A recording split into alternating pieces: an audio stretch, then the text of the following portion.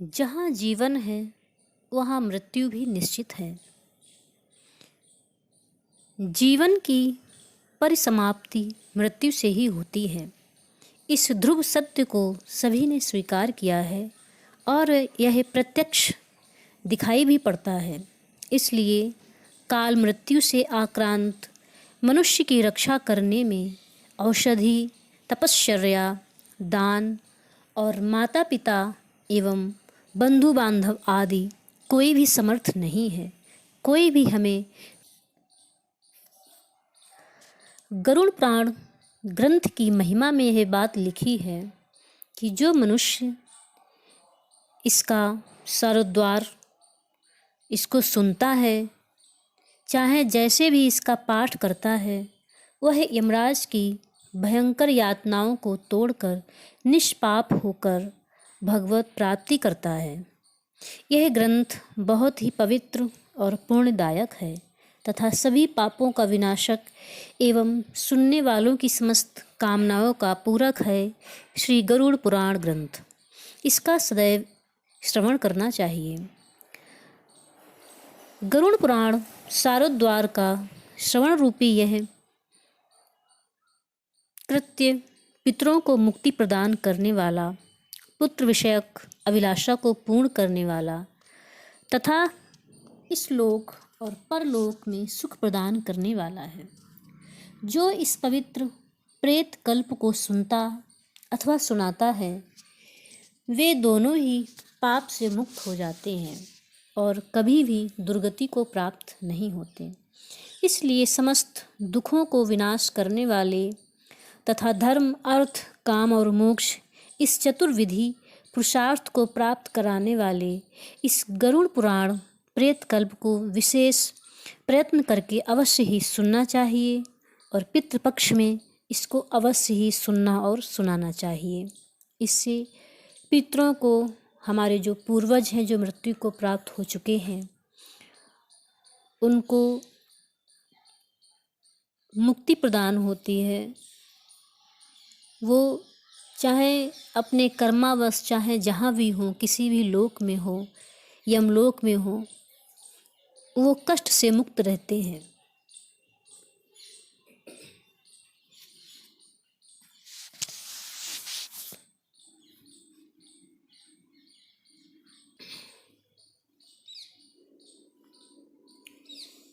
वैकुंठ में सुखपूर्वक विराजमान परम गुरु श्री हरि से विनीता पुत्र श्री गरुड़ जी ने विनय से झुककर प्रश्न पूछा, हे प्रभु, आपने भक्ति मार्ग का अनेक प्रकार से वर्णन किया है और भक्तों को प्राप्त होने वाली उत्तम गति के विषय में भी कहा है।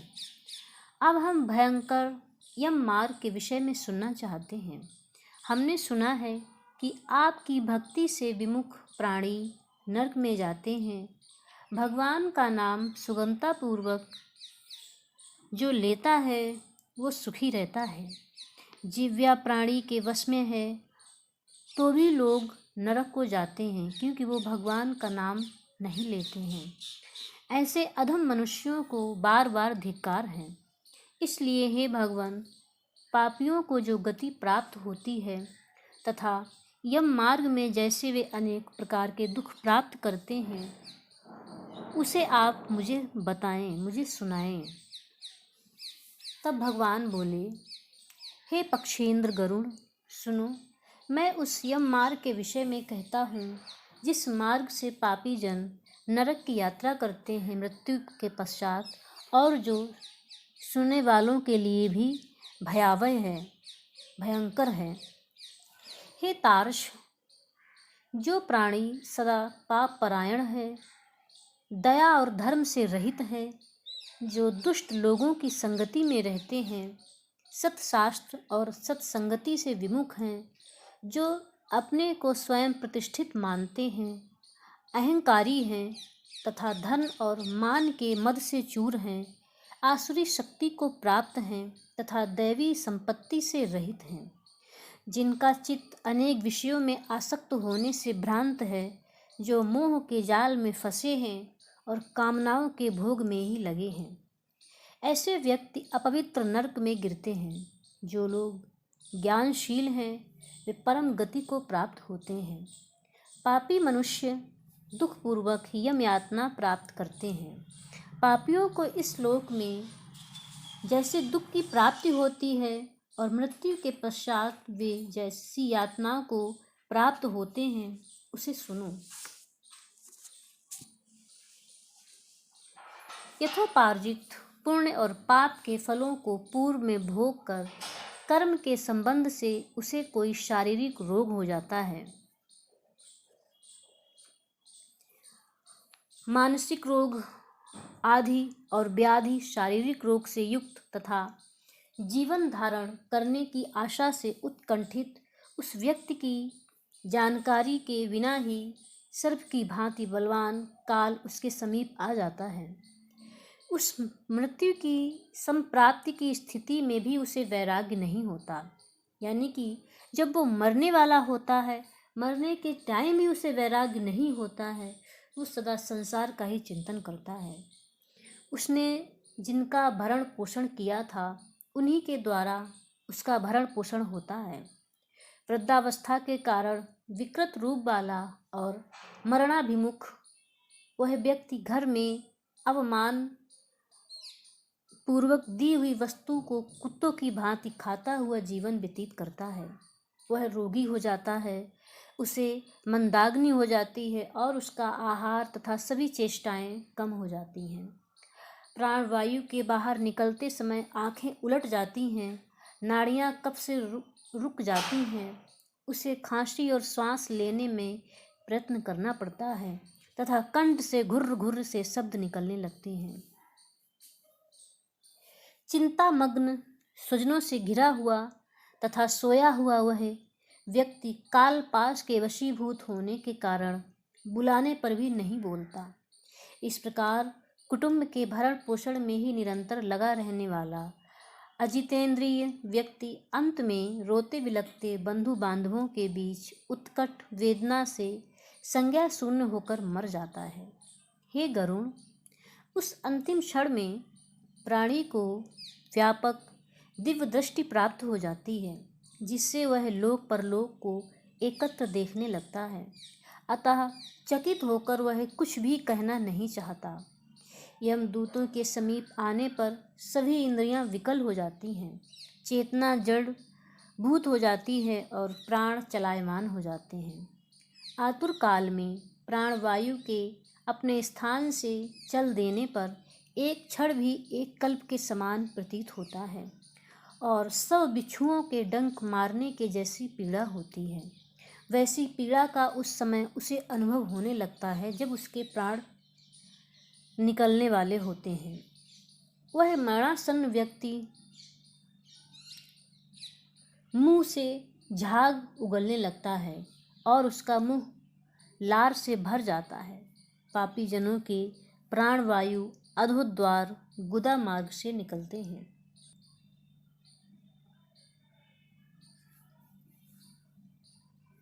उस समय दोनों हाथों में पाश और दंड धारण किए, नग्न, दांतों को कटकटाते हुए, क्रोधपूर्ण नेत्र वाले यम के दो भयंकर दूत समीप आते हैं।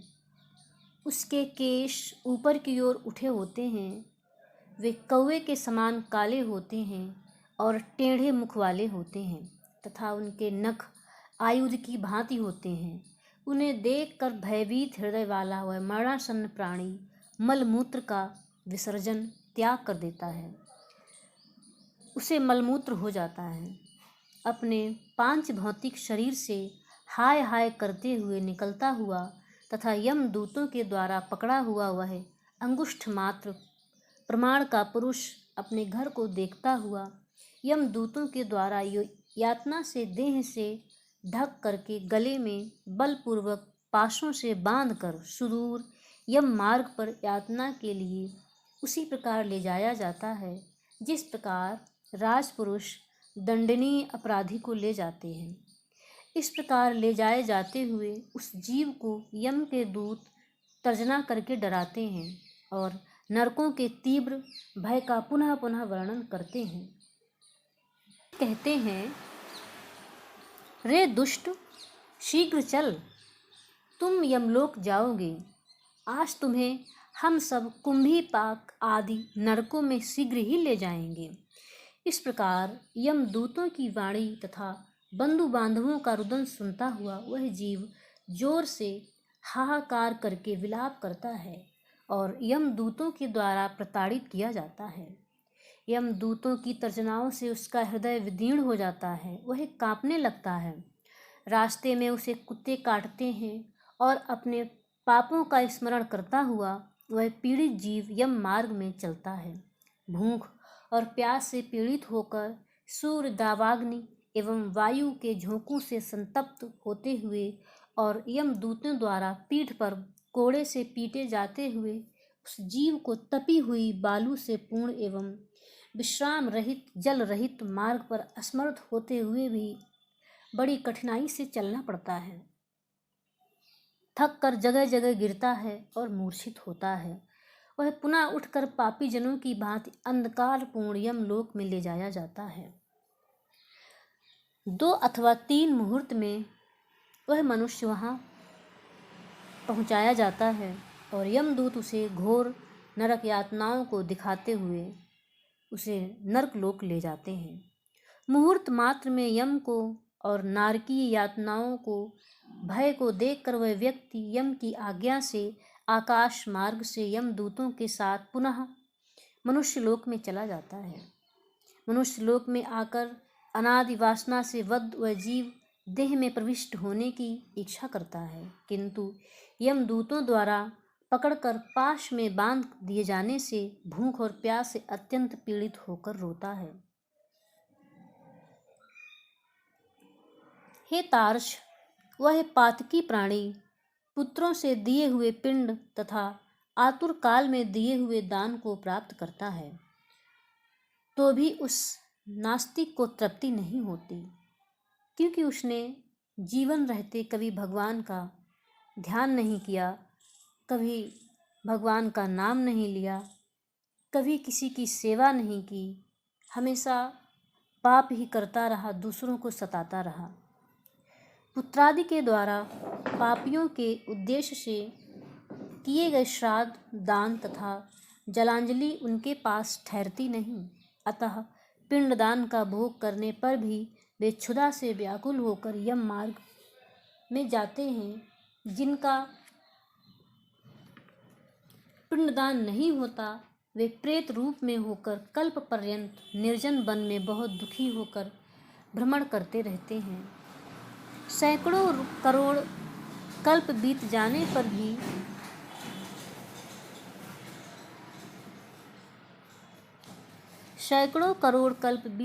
पर भी बिना भोग किए कर्म फल का नाश नहीं होता, और जब तक वह पापी जीव यातनाओं का भोग नहीं कर लेता तब तक उसे मनुष्य शरीर की प्राप्ति नहीं होती।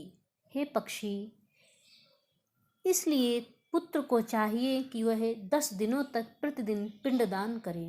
हे पक्षी श्रेष्ठ, वे पिंड प्रतिदिन 4 भागों में विभक्त होते हैं। उनमें 2 भाग तो प्रेत के देह के पंचभूतों की पुष्टि के लिए होते हैं, तीसरा भाग यमदूतों को प्राप्त होता है और चौथे भाग से उस जीव को आहार प्राप्त होते हैं। 9 रात दिनों में पिंड को प्राप्त करके प्रेत का शरीर बन जाता है और 10वें दिन उसे बल की प्राप्ति होती है। हे खग्म, मृत व्यक्ति के देह के जल जाने पर पिंड के द्वारा पुनः एक हाथ लंबा शरीर प्राप्त होता है, जिसके द्वारा वह प्राणी यमलोक में रास्ते में शुभ और अशुभ कर्मों के फल को भोगता है।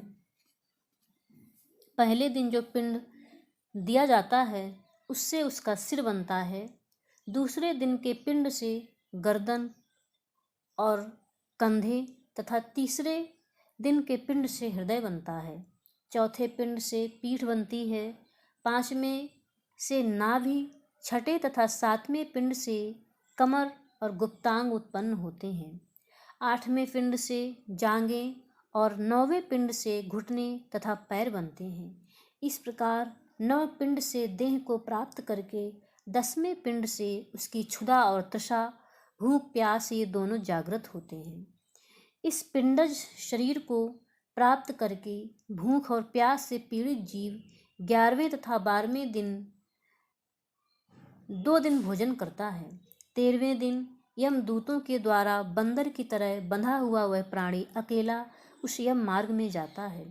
हे खग, मार्ग में मिलने वाली वैतरणी को छोड़कर यमलोक के मार्ग की दूरी का प्रमाण 86,000 योजन है। वह प्रेत प्रतिदिन रात दिन में 247 योजन चलता है। मार्ग में आए हुए इन 16 पुरों को पार करके पातक की व्यक्ति धर्मराज के भवन में जाता है। सौम्यपुर, सौरीपुर, नगेंद्र भवन, गंधर्वपुर, शैलागम, क्रौंचपुर, क्रूरपुर, विचित्र भवन, दुखदपुर, नानाकृंदपुर, सुसुप्त भवन, रौद्रपुर, पयोवर्षणपुर, सीताढयपुर तथा बहुभीतिपुर को पार करके इनके आगे यमपुरी में धर्मराज का भवन स्थित है। यमराज के दूतों के पाशों में बंधा हुआ पापी जीव रास्ते भर हाहाकार करता रोता हुआ अपने घर को छोड़ करके यमपुरी को जाता है। इस प्रकार गरुड़ पुराण के अंतर्गत सारोद्वार में पापियों के इस लोक तथा परलोक के दुख का निरूपण पहले अध्याय में मिलता है। इस प्रकार पहला अध्याय पूरा होता है। दूसरा अध्याय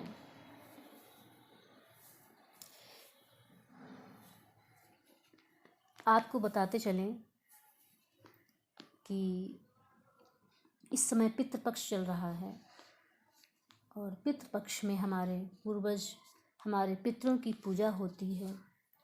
और इस पितृपक्ष में वैसे तो भागवत, श्रीमद् भागवत का श्रवण करिए, अध्ययन करिए, पाठ करिए। इसके साथ साथ गरुड़ पुराण का भी पाठ करें। इससे जो हमारे पूर्वज हैं, हमारे पितृ हैं, जो नरक में यातनाएं भोग रहे हैं, उनको तृप्ति मिलती है, उनको इस पाठ से सुख मिलता है।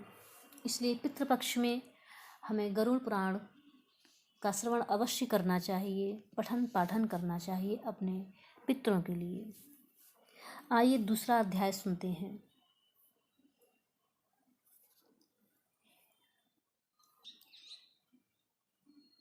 गरुड़ जी ने कहा, हे केशव, यमलोक का मार्ग किस प्रकार दुखदाई होता है? पापी लोग वहाँ किस प्रकार जाते हैं, ये मुझे बताएं। तब श्री भगवान बोले, हे गरुड़, महान दुख प्रदान करने वाले यम मार्ग के विषय में मैं तुम्हें कहता हूँ, उसे सुनो। मेरा भक्त होने पर भी तुम उसे सुनकर काँप उठोगे। यम मार्ग में वृक्ष की छाया नहीं होती है जहाँ प्राणी विश्राम कर सके। उस यम मार्ग में अन्न आदि भी नहीं है जिनसे वह अपने प्राणों की रक्षा कर सके, अपनी भूख को मिटा सके।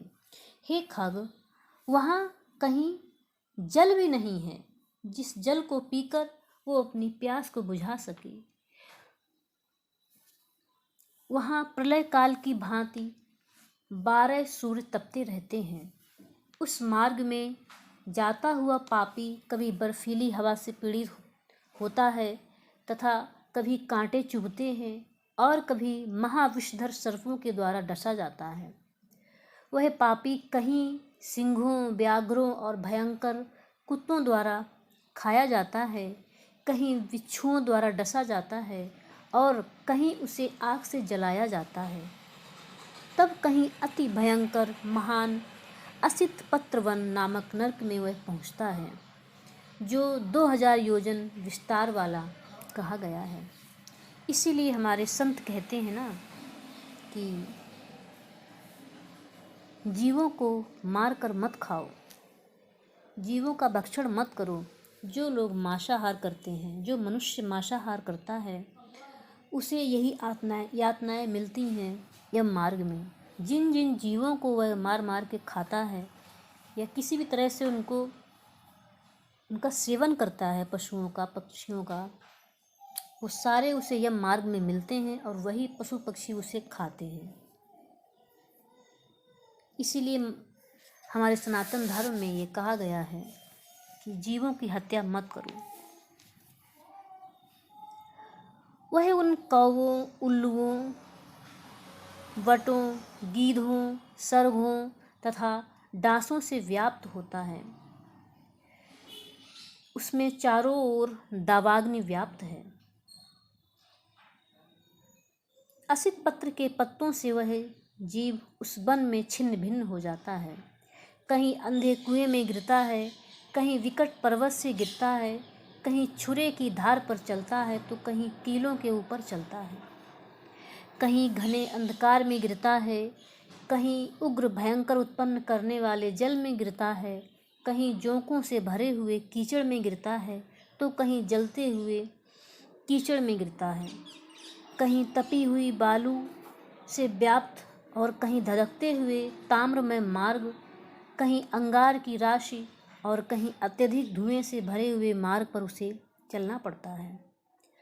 कहीं अंगार की वृष्टि होती है तो कहीं बिजली गिरने के साथ शिलावृष्टि, ओलावृष्टि होती है, कहीं रक्त की, कहीं शस्त्र की और कहीं गर्म जल की वृष्टि होती है, वर्षा होती है, कहीं खारे कीचड़ की वर्षा होती है। मार्ग में कहीं गहरी खाई है तो कहीं पर्वत शिखरों की चढ़ाई है और कहीं कंदराओं में प्रवेश करना पड़ता है उस पापी जन को।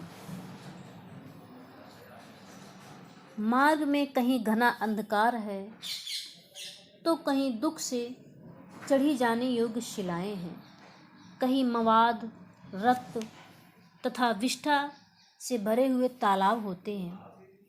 यम मार्ग के बीचों बीच अत्यंत उग्र और घोर वैतरणी नदी बहती है।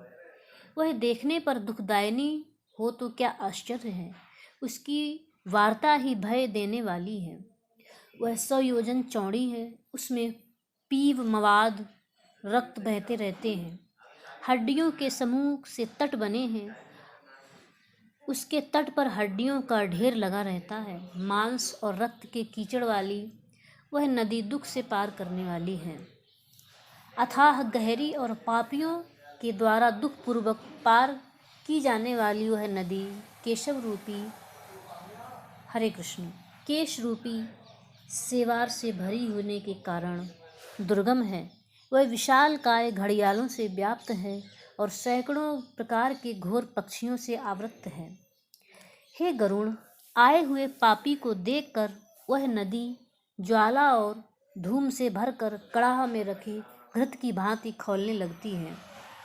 वह नदी सुई के समान मुख वाले भयानक तीरों से चारों ओर व्याप्त है। वज्र के समान चोंच वाले बड़े बड़े गीध एवं कौओं से घिरी हुई है। वह नदी शिशुमार, मगर, जोंक, मछली, कछुए तथा अन्य मांसभक्षी जलचर जीवों से भरी पड़ी है। उसके प्रवाह में गिरे हुए बहुत से पापी रोते चिल्लाते हैं और हे भाई, हा पुत्र, हा पिता, हा तात, इस प्रकार कहते हुए बार बार विलाप करते हैं, रोते हैं, चिल्लाते हैं। भूख और प्यास से व्याकुल होकर पापी जीव रक्त का पान करते हैं। वह नदी झागपूर्ण रक्त के प्रवाह से व्याप्त महाघोर, अत्यंत गर्जना करने वाली, देखने में दुखद पैदा करने वाली और भयावह है। उसके दर्शन मात्र से पापी चेतना शून्य हो जाते हैं, मूर्छित हो जाते हैं। बहुत से बिच्छू तथा काले सर्पों से व्याप्त उस नदी के बीच में गिरे हुए पापियों की रक्षा करने वाला कोई नहीं होता।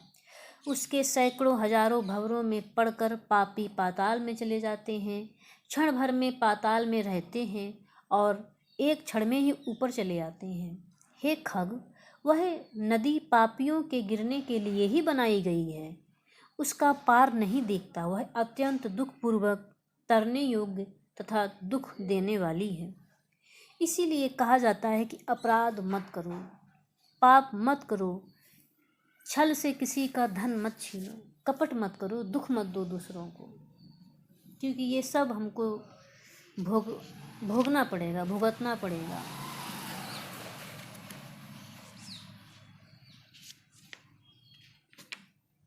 इस प्रकार बहुत प्रकार के क्लेशों से व्याप्त अत्यंत दुखप्रद यम मार्ग में रोते चिल्लाते हुए दुखी पापी जाते हैं। कुछ पापी पाश से बंधे होते हैं, कुछ अंकुश में फंसा कर खींचे जाते हैं और कुछ शस्त्र के अग्रभाग से पीठ में छेदते हुए ले जाए जाते हैं। कुछ नाक के अग्रभाग में लगे हुए पाश से और कुछ कान में लगे हुए पाश से खींचे जाते हैं। कुछ काल पास से खींचे जाते हैं और कुछ कौवों से खींचे जाते हैं।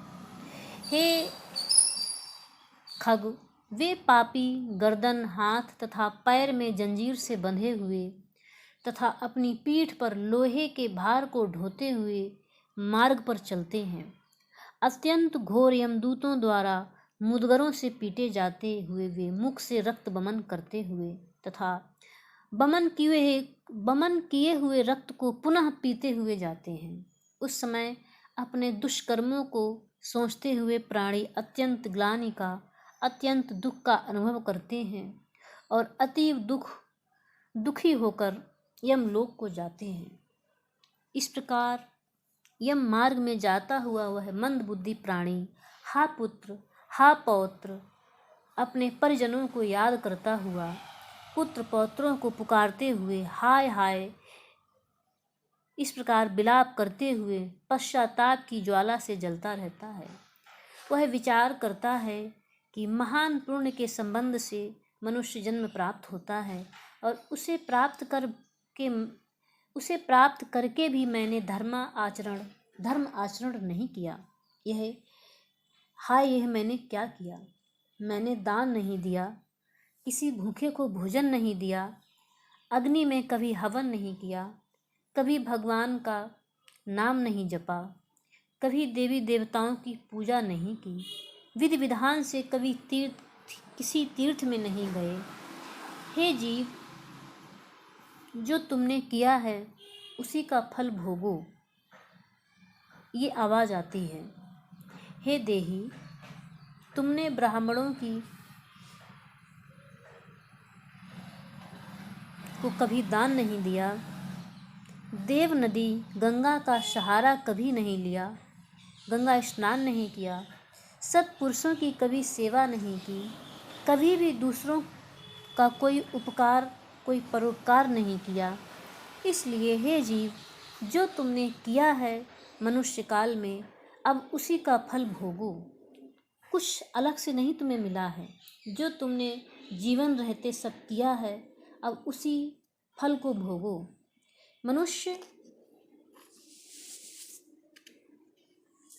मनुष्य और पशु पक्षियों के लिए जलहीन प्रदेश में कभी जलाशय का निर्माण नहीं किया, गौओं की आजीविका के लिए कभी थोड़ा भी प्रयास नहीं किया। इसलिए हे देही, तुमने जो किया है उसी से अपना निर्वाह करो। जो तुम करते रहे हो अब उसी को प्राप्त करो। तुमने नित्य दान नहीं किया, गायों के दैनिक भरण पोषण की व्यवस्था नहीं की, वेदों और शास्त्रों के वचनों को प्रमाण नहीं माना, कभी भागवत धर्म को नहीं सुना, पुराणों को नहीं सुना, कभी कथा का श्रवण नहीं किया, कभी विद्वानों की पूजा नहीं की। इसलिए हे देही, जो तुमने किया है उन्हीं दुष्कर्मों के फल को अब भोगो। नारी जीव भी पश्चाताप करते हुए कहता है, मैंने पति की हितकर आज्ञा का पालन नहीं किया, पातिव्रत धर्म का कभी पालन नहीं किया और गुरुजनों को गौरवोचित सम्मान कभी नहीं दिया। इसलिए हे देहिन, जो तुमने किया उसी का फल भोगो। धर्म की बुद्धि से एकमात्र पति की सेवा नहीं की और पति की मृत्यु हो जाने पर सभ्य प्राप्त करके त्याग में जीवन व्यतीत नहीं किया। इसलिए हे देहिन, जैसा किया है अब उसका फल तुम ही भोगो। मास पर्यंत किए जाने वाले उपवासों से तथा चंद्रायण व्रतों आदि सुविस्तीर्ण नियमों के पालन से शरीर को सुखाया नहीं, पूर्व जन्म में किए हुए दुष्कर्मों से बहुत प्रकार के दुखों को प्राप्त करने के लिए नारी शरीर प्राप्त किया जाता है। इस तरह बहुत प्रकार से विलाप करके पूर्व देह का स्मरण करते हुए मेरा मानव जन्म शरीर कहाँ चला गया, इस प्रकार चिल्लाता हुआ वह यम मार्ग में चलता है। हे तार्क्ष, इस प्रकार 17 दिन तक अकेले वायु वेग से चलते हुए 18वें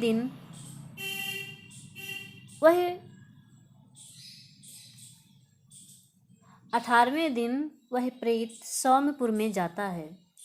उस रमणीय श्रेष्ठ सौम्यपुर में प्रेतों का महान गण रहता है। वहाँ पुष्पभद्रा नदी और अत्यंत प्रिय दिखने वाला वट वृक्ष है।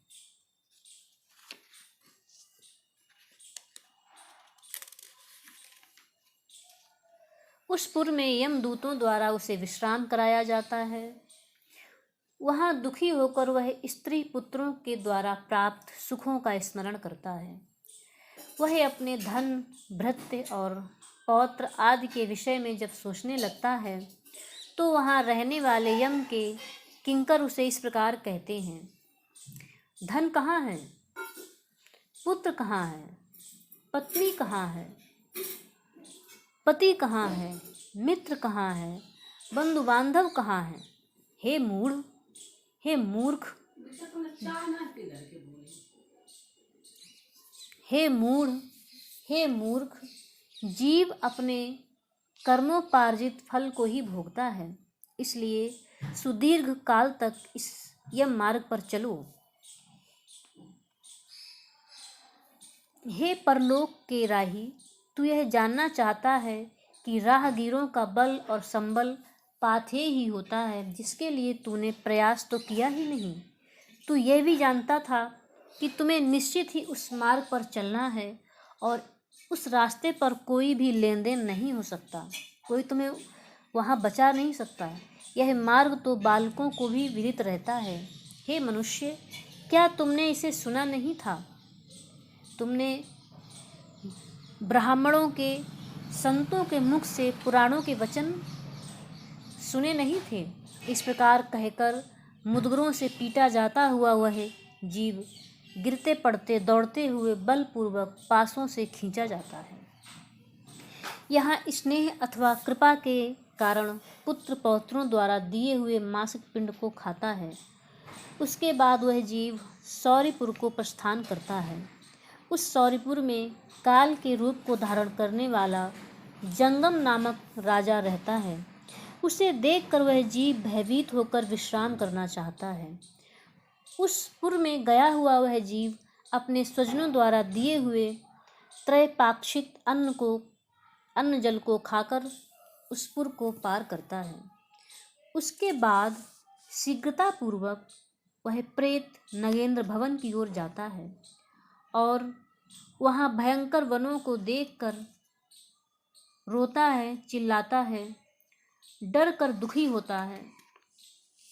दया रहित दूतों द्वारा खींचे जाने पर वह बार बार रोता है और 2 मास के अंत में वह दुखी होकर वहाँ जाता है। बांधवों द्वारा दिए गए पिंड, जल, वस्त्र का उपभोग करके यम किंकरों के द्वारा पास से बार बार खींचकर पुनः आगे ले जाया जाता है। 3 मास में वह गंधर्व नगर को प्राप्त होता है और वहाँ त्रैमासिक पिंड खाकर आगे चलता है। 4 मास में वह शैलागमपुर में पहुँचता है और वहाँ प्रेत के ऊपर बहुत अधिक पत्थरों की वर्षा की जाती है। 4 मासिक पिंड को खाकर वह कुछ सुखी होता है। उसके बाद 5वें महीने में वह प्रेत क्रौंचपुर पहुँचता है।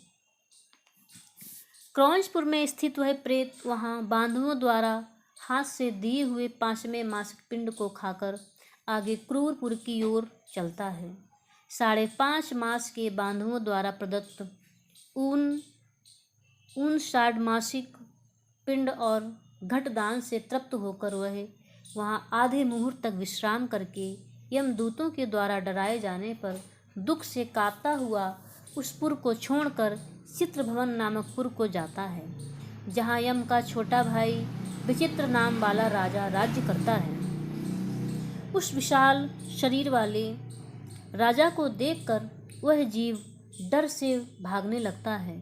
तब सामने आकर कैवर्थ उससे यह कहते हैं,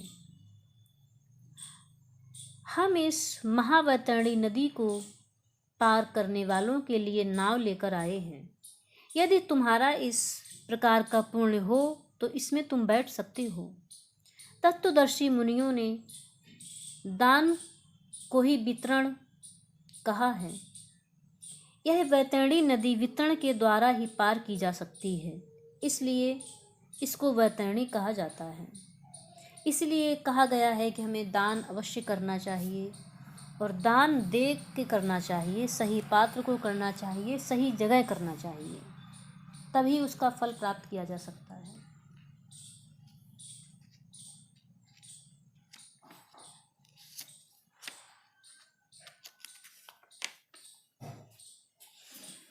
यदि तुमने वैतरणी गौ का दान किया है तो नौका तुम्हारे पास आएगी, अन्यथा नहीं।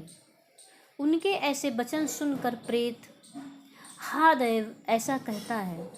उस प्रेत को देखकर वह नदी खौलने लगती है।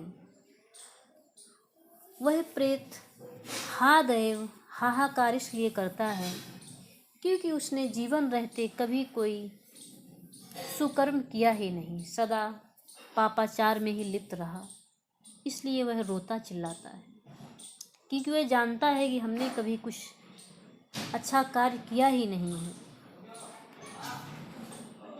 और उसे देखकर प्रेत अत्यंत क्रंदन विलाप करता है, क्योंकि वैतरणी नदी उसमें खौल रही होती है और उस प्रेत को उसमें गिराया जाना होता है। जिसने अपने जीवन में कभी दान दिया ही नहीं, ऐसा पापात्मा उसी वैतरणी में डूब जाता है तथा आकाश मार्ग से चलने वाले दूत उसके मुंह में कांटा लगाकर बंसी से मछली की भांति उसे खींचते हुए पार ले जाते हैं। वहाँ षड्मासिक पिंड खाकर वह अत्यधिक भूख से पीड़ित होकर विलाप करता हुआ आगे के रास्ते पर जाता है। 7वें मास में वह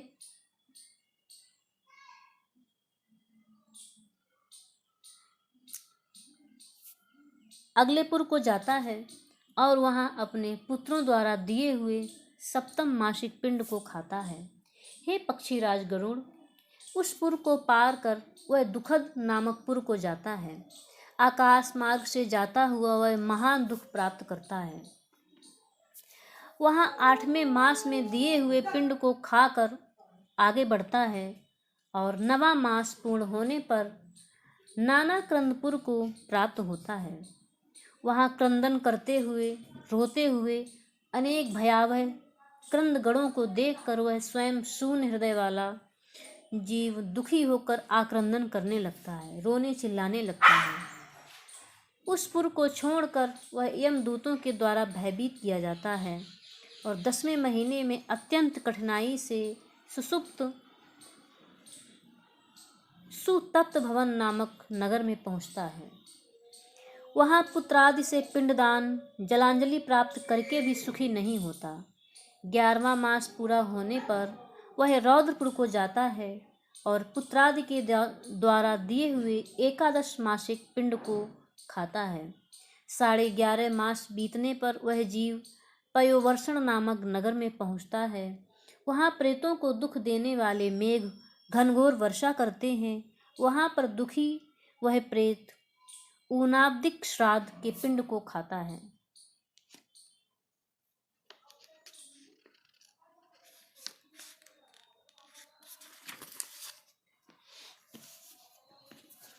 इसके बाद वर्ष पूरा होने पर वह जीव सीताढ़ नामक नगर को जाता है।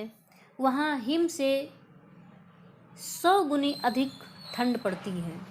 शीत से दुखी तथा क्षुधित वह जीव इस आशा से दसों दिशाओं में देखता है कि शायद कहीं कोई मेरा बंधु हो जो मुझे इस सर्दी से बचा सके, मेरे इस दुख को दूर कर सके। तब यम के दूत कहते हैं कि तुम्हारा ऐसा पुण्य कहाँ है जो तुम्हें कोई सर्दी से बचा सके। फिर वार्षिक पिंड को खाकर वह धैर्य धारण करता है। उसके बाद वर्ष के अंत में यमपुर के निकट पहुंचने पर वह प्रेत बहुभीतिपुर में जाकर हाथ भर माप के अपने शरीर को छोड़ देता है। हे पक्षी, पुनः कर्म भोग के लिए अंगुष्ठ मात्र के वायु स्वरूप यातना देह को प्राप्त करके वह यमदूतों के साथ जाता है।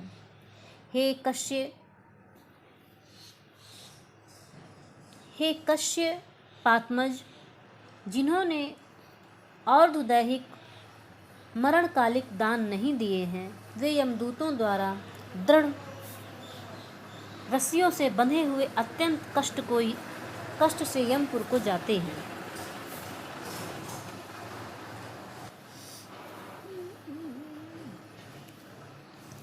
हे आकाशगामी, धर्मराजपुर में 4 द्वार हैं, जिनमें से दक्षिण द्वार के मार्ग का तुमसे वर्णन किया है। जिनसे दक्षिण द्वार के मार्ग का वर्णन किया है। इस महान भयंकर मार्ग में भूख, प्यास और श्रम से दुखी जीव जिस प्रकार जाते हैं, मैंने वह सब तुम्हें बतला दिया। इस प्रकार भगवान श्री हरि ने गरुड़ जी को ये सब कथा कह सुनाई कि पापी जन कैसे मरने के पश्चात अपनी यात्रा को पूरी करते हैं। इस प्रकार गरुड़ पुराण के अंतर्गत सारोद्वार में यम मार्ग निरूपण नामक दूसरा अध्याय पूर्ण हुआ।